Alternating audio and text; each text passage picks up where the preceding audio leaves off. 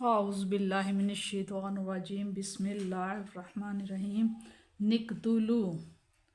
قتل کر ڈالو، یوسف کو، اوِطرحوہ، یا طرحوہ، اسے پھینک آؤ، ارضاً، ایسے علاقے میں، یخلو، جو تنہا ہو جائے، لاکم، تمہارے لیے، وجہ، ان کا چہرہ، ابیکم، تمہارے باپ سے۔ قتل کر ڈالو یوسف کو، یا دور پھینک آؤ اسے کسی علاقہ میں، یوں تنہا ہو جائے گا تمہاری طرف تمہارے باپ کا رخ، وَتَکُونُوا، اور ہو جانا، مِن بَعْدِہِ، اس کے بعد تم ہو جانا، قوماً، ایسی قوم، صالحین، جو کہ نیک قوم ہوگی، اور اس کے بعد توبہ کر کے نیک قوم بن جانا۔ قالا، تو ان میں سے کہا، قائلٌ، کہنے والے نے، ایک کہنے والے نے کہا، منہم، ان میں سے، لا تقتلوا، لا، نہ تقتلوا، نہ قتل کرو، یوسف علیہ السلام کو، وَأَلْقُوهُ، اور اسے پھینک دو، فی غیابات الجب، فی میں غیابات الجب، کسی گہرے کنویں میں، یلتقطہ، تاکہ اٹھا لیں گے اسے، بعدن، کوئی، سیارتن، راہ چلتا مسافر، ان کنتم، اگر تم ہو، فاعلین، ایسا کرنے والے، اگر تم ایسا کر سکتے ہو تو ایسے کرو، کسی کنویں پھینک دو اور کوئی سیاح یعنی کہ کوئی مسافر چلتا آتا اس کو اٹھا لے گا۔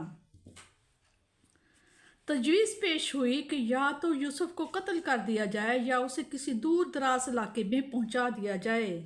جب یہ باپ کی آنکھوں سے نہال ہو جائے گا تو اس کی ساری توجہ اور محبت کا مرکز ہم ہو جائیں گے۔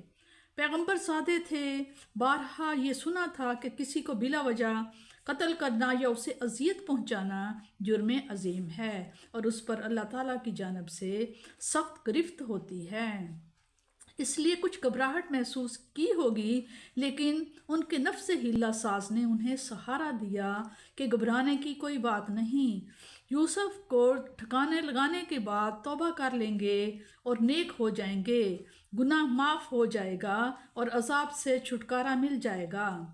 مجرم ذہنیتیں کچھ اسی طرح ہی سوچا کرتی ہیں، لیکن ایسے مجرموں کے دلوں کو وہ سوز و گداز، وہ حساس ندامت، وہ عشق بار آنکھیں نصیب ہی کب ہوتی ہیں جو رحمت الہی کو اپنی طرف مائل کر سکتی ہوں۔ یہ بھی شیطان کا فریب اور نفس کا عظیم دھوکہ ہے۔ اس کا دوسرا مفہوم یہ بھی بتایا گیا ہے کہ یوسف کو قتل کرنے کے بعد تمہاری ساری دشواریاں دور ہو جائیں گی اور تمہارے معاملات درست ہو جائیں گے۔ ایک بھائی شمعون نے کہا کہ یہ تجویز بڑی سنگ دلانہ ہے، ایک معصوم بچے کو یوں بلا وجہ موت کے گھاٹ اتار دینا سخت معیوب بات ہے۔